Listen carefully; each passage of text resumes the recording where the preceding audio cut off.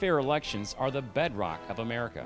I am Andy Rosica with STL TV down at the St. Louis City Board of Elections as they test their voting machines for logic and accuracy for the upcoming elections to fill aldermanic vacancies. We'll talk to some officials to make sure voters feel their votes matter. This is definitely part of the routine that we do before each election. Before every single election, no matter how small or large, every single machine has to be tested to make sure that it's going to count votes correctly. So what we're doing today is we pre-mark a set of ballots to where we know what the outcome should be, and then we run them through the machines, we upload them to the server, and we make sure that each machine tabulated the votes the way it was supposed to. If it came out inaccurate, we would replace the machine immediately. But as far as the counting goes, we've never had a machine that counted votes incorrectly.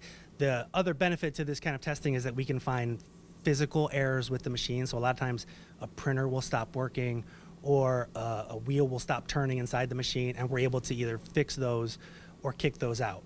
But as far as the actual logic of the machines, these machines we've been using since 2006 now, we've never seen an instance where a machine counted votes incorrectly. Voters can vote using either a paper ballot or with a touchscreen. You are offered both when you go to the polls.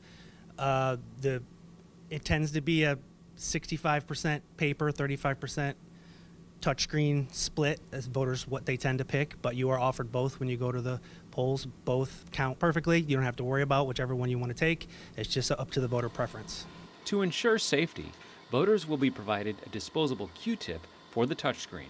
That's actually a new thing that we've implemented just for this election. So if you want to vote a touchscreen, you will be given a Q-tip when you go to vote. You can use that to vote, and then you're going to just directly throw that away so that you're not touching a screen that somebody else has touched.